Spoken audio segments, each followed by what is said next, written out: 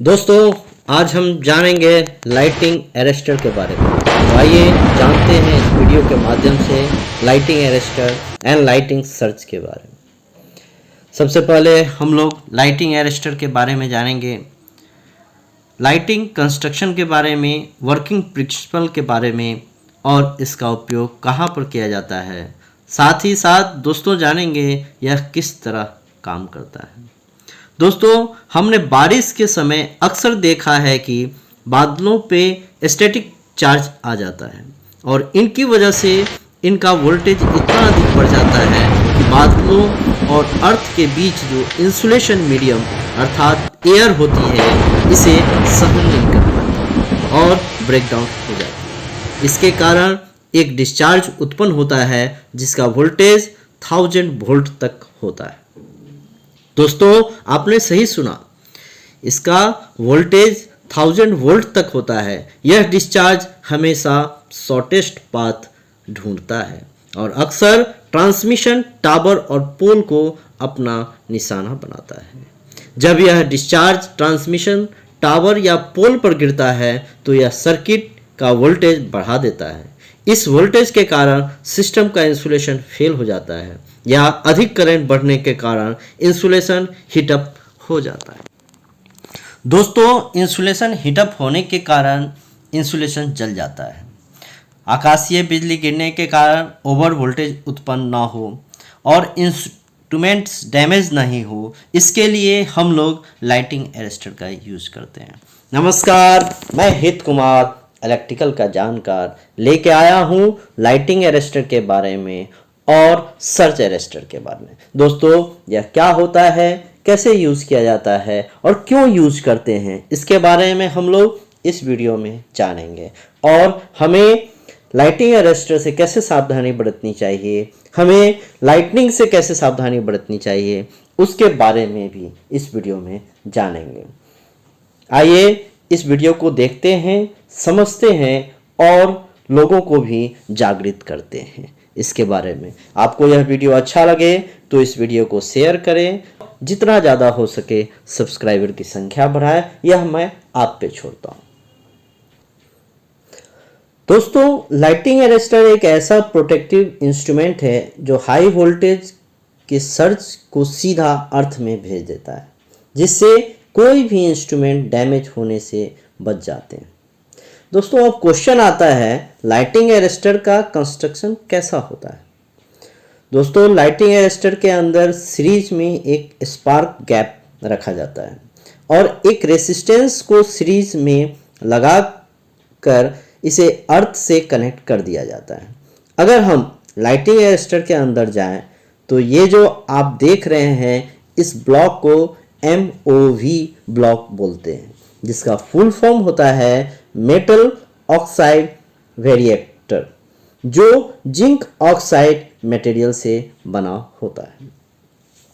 इसका खासियत यह होता है कि इसके अक्रॉस अगर रेटेड वोल्टेज और नॉमिनल वोल्टेज आता है तो यह हाई रेसिस्टेंस प्रोवाइड करेगा, जिसके कारण करंट इसके अक्रॉस फ्लो नहीं हो पाएगा। यदि 11 kV का ब्लॉक है और 11 kV इसके अक्रॉस में वोल्टेज आएगा तो ये ब्लॉक हाई रेसिस्टेंस प्रोवाइड करेगा, जिसके कारण करंट इस ब्लॉक से फ्लो नहीं हो पाएगा। लेकिन कहीं पे सर्ज वोल्टेज आने की वजह से वोल्टेज इस MOV ब्लॉक पे पहुंचता है और उसका वोल्टेज इस रेटेड MOV वोल्टेज से वोल्टेज ज़्यादा है, जैसे 22 kV, 33 kV यानी 11 kV से ज़्यादा है जो MOV का रेटेड वोल्टेज है, तो ये MOV अपना रेसिस्टेंस कम कर देगा और इलेक्ट्रिकल करंट को पास होने देगा और जो सर्ज वोल्टेज है उसको अर्थ कर देगा। इस तरह यह MOV वर्क करेगा। दोस्तों, इस तरह लाइटिंग अरेस्टर सिस्टम को या इक्विपमेंट को वोल्टेज सर्ज या स्पाइक से बचाने का काम करता है। दोस्तों, यहाँ क्वेश्चन आया, वोल्टेज सर्ज किसे बोलते हैं। दोस्तों, वोल्टेज की वैल्यू अगर रेटेड वैल्यू से सडनली कई गुना बढ़ जाए तो उसे वोल्टेज सर्ज बोलते हैं या वोल्टेज स्पाइक बोलते हैं। ये वोल्टेज कैसे बढ़ जाता है उसे यहाँ पे समझें। जब वाटर का कंडेंसेशन होता है और बादल का फॉर्मेशन होता है उस टाइम बादलों में स्टैटिक चार्ज इकट्ठा हो जाता है और जब दो बादल आपस में टकराते हैं तो लाइटनिंग एंड इलेक्ट्रिसिटी का फॉर्मेशन होता है जो हमारे जमीन पे आकर गिरता है। अगर यह ब्लैंक स्पेस में गिरता है तो वहां जमीन को गड्ढा कर देगा, लेकिन यदि यह मकान या किसी इक्विपमेंट पे गिरा तो उसे डैमेज कर देता है। इसलिए मकानों या इक्विपमेंट्स पे लाइटिंग अरेस्टर लगाया जाता है। ये तो लाइटिंग अरेस्टर की बात थी दोस्तों। अब सर्ज अरेस्टर पे आते हैं। सर्ज अरेस्टर दिखता कैसा है तो दोस्तों आप देख सकते हैं सर्ज अरेस्टर ऐसा दिखता है। तो दोस्तों सर्ज अरेस्टर लगाया कहाँ जाता है? सर्ज अरेस्टर दोस्तों ट्रांसमिशन लाइन, सब स्टेशन और घर की बात करें तो घर के अंदर भी सर्ज अरेस्टर लगता है। यह घर के अंदर मीटर के पास लगता है। दोस्तों सर्ज का मतलब होता है अचानक से किसी चीज का बढ़ जाना। जैसे हम 220 वोल्ट की रिक्वायरमेंट है और किसी कारण से 220 वोल्ट की जगह 1000 वोल्ट होने लगा तो यहाँ इसको सर्ज अरेस्टर अरेस्ट करने का काम करता है।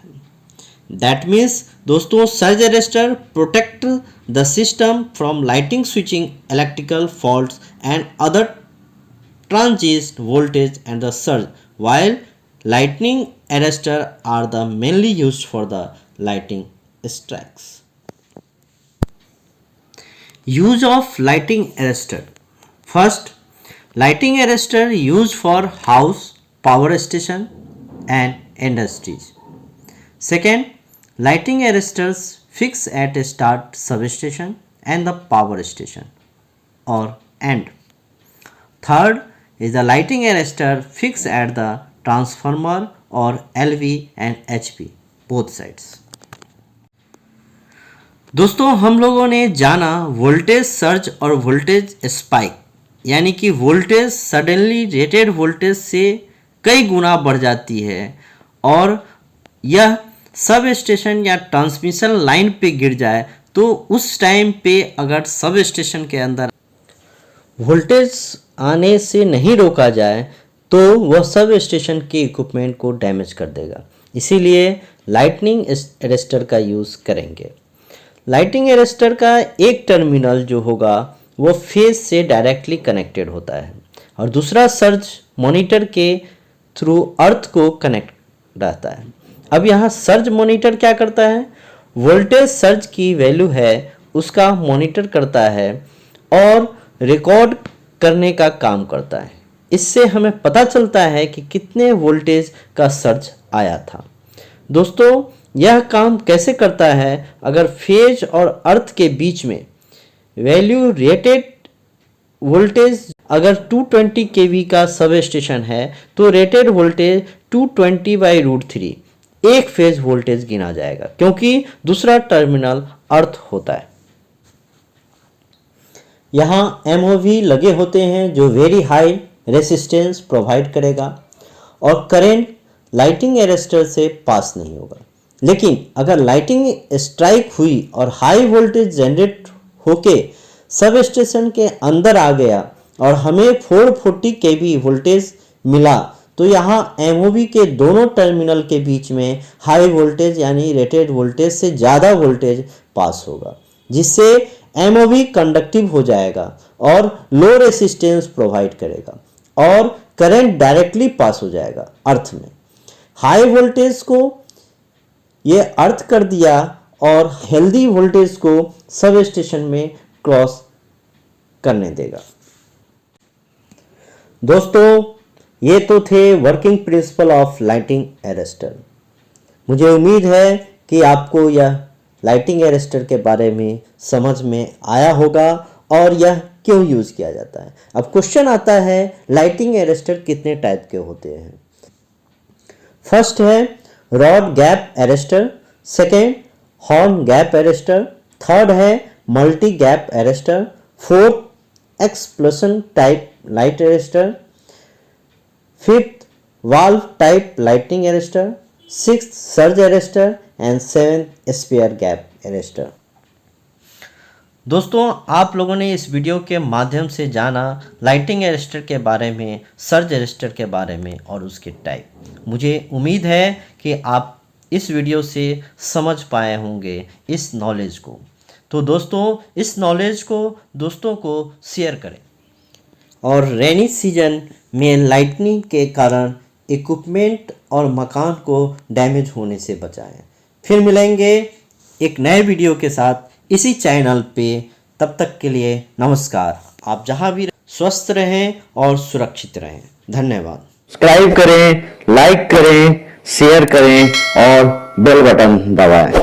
Thank you.